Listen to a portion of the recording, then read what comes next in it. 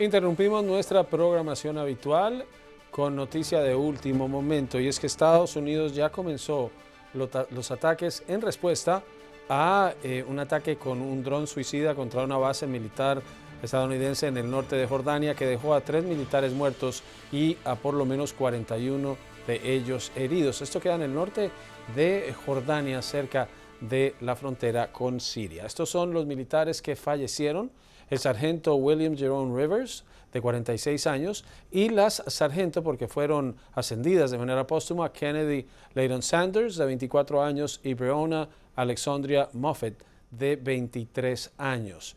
De acuerdo con la información inicial que tenemos, Estados Unidos comenzó con los ataques contra blancos dentro de Irak y de Siria. Sería el comienzo de una campaña prolongada de ataques contra milicias respaldadas por Irán en esa parte del mundo, y en respuesta a los ataques adelantados contra militares estadounidenses en esa región. Los ataques en respuesta son posteriores no solo a ese incidente con el dron suicida que siguió a un dron estadounidense cuando regresaba a la base, sino el mismo día en el que el presidente Biden asistió a la llegada de los cadáveres de estos militares a una base militar aquí muy cerca de Washington, en Delaware. Nos acompaña en esta transmisión José Levi desde Jerusalén. Allí son las 11 de la noche, 25 minutos. José, estábamos esperando que se diera el ataque. El presidente Biden había dicho que que ya había tomado la decisión. Ahora sabemos que son blancos dentro de Irak y de Siria, que es contra milicias respaldadas por Irán, pero también hay una advertencia de la prudencia que estaría teniendo Estados Unidos en estos ataques, dicen, para no escalar el conflicto aún más. Así es, Juan Carlos, buenas tardes. Aquí estamos hablando de un ataque que aseguran en Estados Unidos será escalonado por etapas, no será solamente de una vez y ya está, sino que es de suponer que en los próximos días, inclusive se dice que quizás en las próximas semanas, dependiendo también de cuál sea la realidad sobre el terreno, pueden continuar los ataques. Ahora están centrados efectivamente en Irak y en Siria. Y esto cuando hay que tener en cuenta que si bien el ataque del pasado fin de semana llevó a la muerte de estos 3 soldados y más de 40 más heridos, ha habido ataques que llevaron a un centenar de heridos estadounidenses en más de 160 ocasiones desde el 7 de octubre, cuando comenzó la guerra entre Israel y Hamas en Gaza. Han sido todos estos ataques y esto llevado a cabo por milicias pro-iraníes. Y ese es el gran temor, que al ser apoyadas por Irán, de alguna forma, puedan llevar a la extensión de este conflicto a la fase que se piensa pudiera ser más peligrosa, que es entre Estados Unidos e Irán, ya que Irán tiene un potencial militar mucho más significativo que las milicias proiraníes.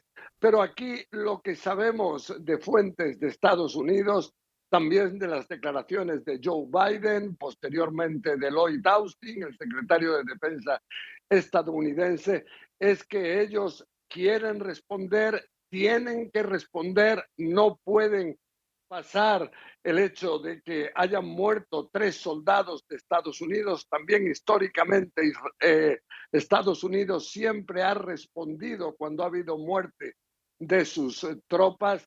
Y entonces lo que tienen muy claro también por el otro lado es que responden, pero sin querer ampliar lo que es el conflicto actual.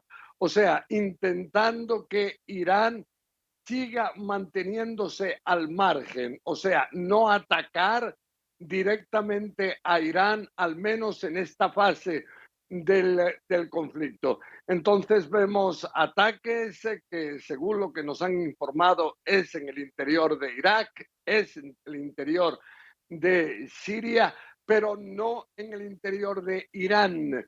Entonces, todo esto cuando tenemos que después de que hace 3 días Joe Biden dijera que efectivamente ya había tomado una decisión sobre cómo sería la respuesta, vimos que la milicia central proiraní en Irak, que se llama Kataib Hezbollah, esta milicia aseguró que suspendía sus ataques contra objetivos estadounidenses en Irak y en Siria. Junto a esto hemos visto hoy, esta mañana, otra milicia proiraní, ya que no se trata de una sola milicia, sino de un eje de resistencia iraní, así llamado, en el interior de sobre todo Irak. Al-Nujba, otra de estas milicias, aseguró que ellos sí, que si eran atacados, ellos responderían y de esta forma atacarían también a objetivos de Estados Unidos en la zona. Vemos que también hoy mismo Ibrahim Raisi, quien es el presidente de Irán, aseguró que si de alguna forma son maltratados los iraníes, o sea, Irán, si el matón, refiriéndose a Estados Unidos, los atacara, entonces la respuesta sería enérgica. Es de suponer que Ibrahim Raisi, el presidente iraní, se refiere a ataques directos contra Irán y no contra sus milicias. Pero todo esto lo que hace es aumentar tensiones de manera considerable. Cuando ayer, por ejemplo, informábamos de que existe nerviosismo en Irán, según informan fuentes de inteligencia de Estados Unidos. ¿Por qué ese nerviosismo? Porque aparentemente tienen la sensación de que no siempre las milicias proiraníes, las que reciben armas, las que reciben entrenamientos, las que reciben financiación de Irán, respeten las órdenes que reciben de Teherán. Quizás el ataque el pasado fin de semana en el cual murieron los 3 soldados estadounidenses no fue coordinado previamente con Irán, y entonces esto lleva a este nerviosismo quizás en esta República Islámica, que sería la principal afectada, desde luego, si hubiera una guerra directa entre Irán y Estados Unidos. Juan Carlos. Gracias, José. Tenemos más información. Lo que tenemos es que los ataques hasta ahora han sido con aviones no tripulados contra milicias pro-iraní en el noreste de Siria. Un ataque con dron en las afueras de la ciudad de Al-Mayadin, en el noreste de Siria, dio como resultado la muerte de 3 miembros de una milicia pro-iraní, numerosos más heridos, de acuerdo con el grupo activista Euphrates Post. Le dijo a CNN este viernes en la noche. La televisión en Siria también habla de numerosos muertos y heridos luego de estos ataques. El comunicado dice: 3 miembros de una milicia iraní murieron y 3 más resultaron heridos como el resultado preliminar de un bombardeo con dron que tuvo como objetivo blancos en las afueras de la ciudad de Al-Mayadin. Esto fue a través de línea telefónica. También dijo que las milicias proiraníes habían evacuado sus posiciones en las ciudades de Al-Bukamal, Al-Mayadin y Deir ez-Zor, como les habían reportado. Las milicias proiraníes evacuaron sus posiciones en esas ciudades hace 4 días y su presencia se había limitado a algunos individuos que prestaban guardias. Es el grupo Euphrates Post, que opera en el oeste de Siria. Vamos con el análisis. Nos acompaña desde Buenos Aires Said Chaya. Él es experto en Medio Oriente. Estábamos esperando esto, Said. Hoy el presidente Biden va a recibir los cuerpos de estos 3 militares y ahora comienzan estos ataques con dron a diferentes blancos dentro de Irak y de Siria. Dice Estados Unidos que es una respuesta a la muerte de sus militares y que no quieren escalar el conflicto. ¿Es posible lograr ese objetivo? Bueno, creo que sí. Esta respuesta de Estados Unidos la tenemos que ver prácticamente como una respuesta debida frente a las bajas que sufrieron en los últimos días, pero en realidad hay un proceso desde octubre que se viene dando en función de Kataib Hezbollah y de otras entidades que están bajo este paraguas, digamos, de la resistencia islámica en Irán, que han atacado diferentes objetivos tanto en Siria como en Jordania y en Irak, incluso la embajada de los Estados Unidos. Hemos visto cómo Estados Unidos ha tratado de evitar una respuesta abierta, porque entiendo que rechaza una regionalización del conflicto. Es que algo similar le está pasando también a Irán. Una de las primeras actitudes que ha tenido Irán después de la muerte de estos soldados fue salir a decir: nosotros no tenemos nada que ver en esta guerra, pero bueno, estamos en contra de lo que se está realizando, llevando adelante en Gaza. En este sentido, creo que ninguno de los dos actores importantes que podrían generar una escalada en el conflicto están interesados en una regionalización. Sin embargo, están obligados de alguna manera, por el respeto regional, por el fundamento de su poder, por ese prestigio que los rodea, a dar respuesta frente a las acciones de uno y otro grupo, ¿no? ¿Cómo ves el hecho de que las versiones que habían salido es que la milicia que lanzó el ataque con ese dron suicida contra la base militar, aunque es respaldada por Irán, no responde directamente a órdenes de Teherán y actúa por su cuenta, y que Teherán no habría estado al tanto de estos acuerdos? En las conversaciones que se tienen a través de terceros o detrás de puertas, esos son los temas que se tocan, y este ataque puede estar diseñado en esa manera, en que tienen que tomar una acción para no mostrar debilidad, pero que van a limitar el alcance de los ataques, entendiendo que Irán no es el responsable directo, aunque financia a estas milicias.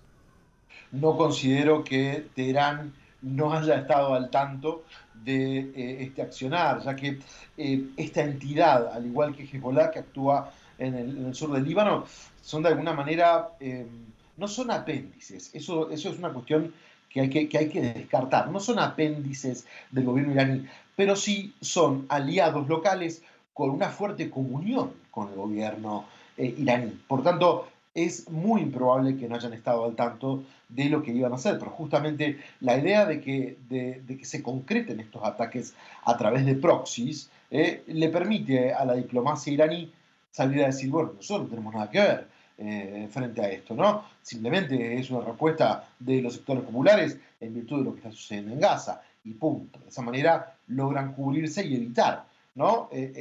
Un ataque, la posibilidad de que Estados Unidos ataque directamente un objetivo iraní. Vamos a ver qué es lo que va a pasar en los próximos días, pero nuevamente veamos que Estados Unidos no ha atacado directamente un objetivo de Irán, sino que se ha involucrado con justamente objetivos de estos grupos en Siria y aparentemente en Irak, ¿no? Entiendo, estamos frente al fragor de la noticia, ¿no? Pero sabemos inicialmente que son ataques con drones estadounidenses, que ya hay por lo menos 3 milicianos muertos y hay por lo menos 3 heridos, y la información que da este grupo independiente es que esas milicias habían desocupado las bases previendo este tipo de ataque. Que Estados Unidos responda con ataques con dron es proporcional, los blancos que se supone van a seguir atacando es proporcional, o qué clase de mensaje tiene que enviar Estados Unidos para que estas milicias cesen sus ataques. Pero cuando reportaba José Levi decíamos, desde octubre 7 del año pasado ha habido más de 165 incidentes en que milicias han estado atacando intereses o de Estados Unidos o de sus aliados en la región.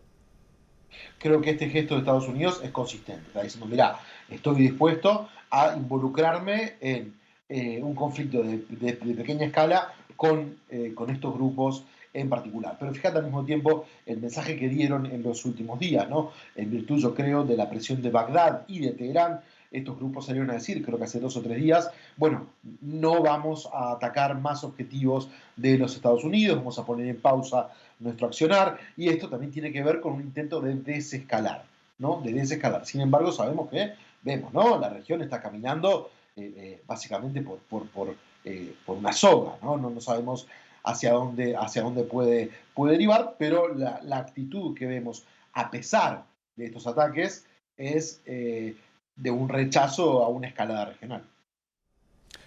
Estados Unidos viene atacando con el Reino Unido a blancos hutíes en Yemen por los ataques a la navegación. Ahora lanza estos ataques en represalia por lo que ocurrió en esa base en Jordania.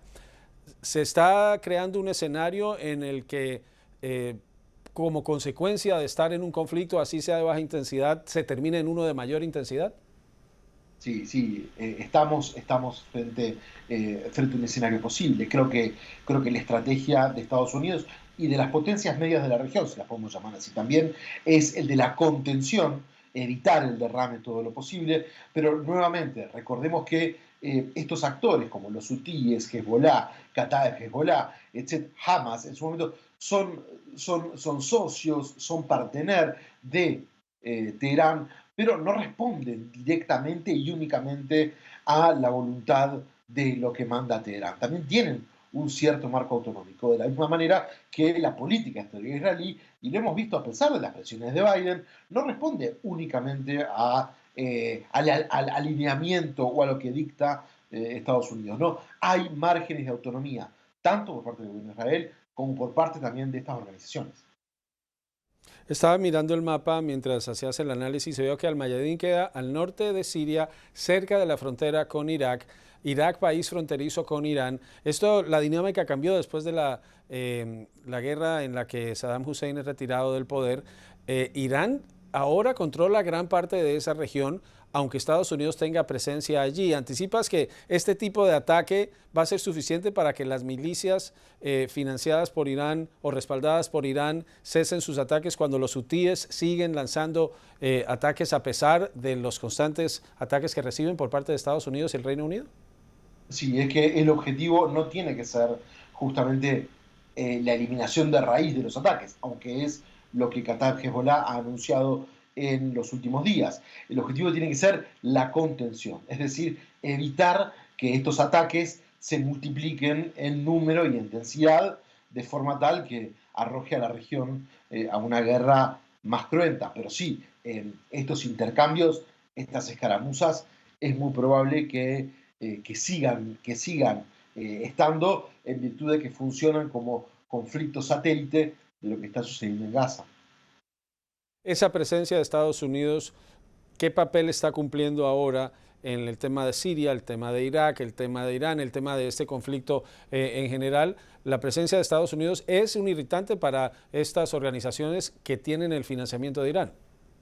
Desde lo discursivo, tanto para Irán como para estas organizaciones, el retiro de las tropas de Estados Unidos de la región es uno de los objetivos de máxima que tiene, justamente, y lo ven como una acción en función de las palabras que ellos usan, ¿no? Como una acción de tipo imperialista, digamos, ¿no? Es justamente uno de los objetivos que tienen, el retiro de las tropas, aunque Estados Unidos en los últimos años ha reducido su presencia militar en la región. Creo que esta situación en Gaza ha evitado que ese proceso planificado de alguna manera continúe, ¿sí? Pero actualmente, por ejemplo, no sé, en Jordania, esta base que atacaron en Jordania es una misión de unos 3.000 soldados que tiene una función de asesoramiento, de protección fronteriza, más que de servir como avanzada o como punta de lanza para un ataque, ¿no? Y para terminar, Said, algo que me llama la atención. Estados Unidos no ha identificado a la milicia que considera responsable de los ataques. Por lo menos públicamente no han dicho cuál es el nombre, pero ya atacaron posiciones de milicias y ya hay por lo menos 3 muertos y 3 heridos. Seguramente manejan más información de la que están divulgando, pero el escenario es muy confuso. Milicias hay muchas, respaldadas por Irán hay muchas, no hay un solo enemigo. No, es que digamos, en Irak hay como una suerte de entidad paraguas, que es esta resistencia islámica, de la cual dependen muchas organizaciones, ¿no? Qatar Hezbollah, por ejemplo, acciona fundamentalmente en Irán. La otra que, por ejemplo, acaba de mencionar José, es una entidad que se origina hace más o menos una década en Siria, que es Ayunabá, una cosa así. El grupo de los nobles es un poco más antigua, es decir, no hay una conducción unificada. Es una entidad paraguas que agrupa, ¿no?, a diferentes organizaciones que tienen una suerte de alianza, una suerte de fuerte comunicación, una suerte de comunión de intereses con Irán, pero no hay una sola entidad. Y esto implica una dificultad mayor para Irán. Por supuesto que Irán puede, digamos, controlar de cuajo, evitando el financiamiento y evitando la provisión de armas, ¿sí? Pero esto es algo que no va a ser de la misma manera que Estados Unidos no va a cortar ni el financiamiento ni la provisión de armas, aunque no esté del todo de acuerdo frente a lo que está sucediendo en Gaza, ¿no? Said ya es profesor, es analista, nos acompaña desde Buenos Aires para explicar lo que está ocurriendo en medio de esta noticia en desarrollo. Muchas gracias, Said. Como les decíamos, Estados Unidos lanzó los ataques que había advertido vendrían en contra de milicias que Estados Unidos dice están detrás de un ataque con un dron que cobraron la vida de 3 militares estadounidenses y dejaron por lo menos 41 heridos. Volvemos a Jerusalén con José Levi. Sabemos, Pepe, que también que además de los drones utilizados por Estados Unidos, también hubo bombarderos del tipo B-1 en este ataque. Esto ya muestra que el conflicto y que la respuesta de Estados Unidos es de una envergadura mayor de lo que se anticipaba. Efectivamente, los B-1 son muchísimo más potentes, las bombas que pueden lanzar son bastante más importantes que la de drones, pero junto a esto vamos a ver un aspecto fundamental, es si también entre los objetivos atacados por Estados Unidos puede estar no solamente los grupos pro-iraníes que se encuentran en Irak o en Siria, sino también la Guardia Revolucionaria de Irán, que sobre todo se encuentra en Siria, también en Irak. Entonces, ese puede ser un tema mucho más sensible, porque no solamente serían milicias pro-iraníes, sino que serían fuerzas iraníes. Es verdad que no destacadas dentro de su propio país, sino en otros países, pero son fuerzas de esta Guardia Revolucionaria que son claves a la hora de ayudar a las milicias proiraníes, a Kataib, Hezbollah, al Nujaba, a estos grupos, a otros que integran este eje de resistencia que apoya a Irán. Entonces, si se atacaran objetivos de la Guardia Revolucionaria, esto pudiera llamar a una reacción bastante más importante de Irán. Hasta ahora se supone que ataques contra las milicias proiraníes, como ya ocurrieron también en estos pasados 3 meses, no llevaron a una reacción directa de Irán.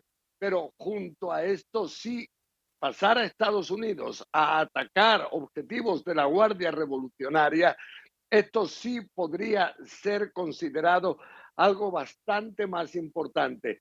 Hay que tener en cuenta que en Estados Unidos, especialmente senadores republicanos, aseguran que la reacción de su país tiene que ser contra la propia Irán, que los iraníes son los responsables de todo lo que está ocurriendo ahora en el Medio Oriente y es necesario atacarlos directamente a ellos, pero esto podría implicar una guerra de unas dimensiones totalmente distintas a la actual y entonces pudiera haber algún tipo de compromiso, digamos, por parte de Joe Biden de no atacar a Irán, pero sí atacar no solamente a las milicias pro-iraníes, sino también objetivos de la Guardia Revolucionaria. Esto es una de las grandes incógnitas ahora, cuando hay que recordar que hace tan solo un par de días el propio Anthony Blinken, el jefe de la diplomacia de Washington, llegó a asegurar que nunca desde hace ya más de medio siglo había estado el Medio Oriente en una situación tan peligrosa. Nosotros, según lo que yo que he podido seguir durante las últimas décadas el Medio Oriente muy de cerca, creo que cuando estuvo Saddam Hussein en Irak, estuvo la primera, la segunda guerra del Golfo, que inclusive se temía del uso de armas no convencionales, ahí la situación, según los datos que puede uno tener ahora, era más peligrosa. También cuando el Estado Islámico en el año 2014 comenzó a expandirse por el Medio Oriente y en pocos días se hizo con el control de una parte importante, de más de un tercio de Siria, de más de un tercio de Irak, y no se sabía si podían seguir extendiéndose por el Medio Oriente, por aliados claves de Estados Unidos. Eso era una situación, a mi juicio, más peligrosa. Pero quizá Anthony Blinken sabe cosas que nosotros desconocemos y entonces el hecho de que él hablara de que ahora se encuentra el Medio Oriente en su situación más peligrosa desde hace más de medio siglo, esto es algo que despierta ciertos temores.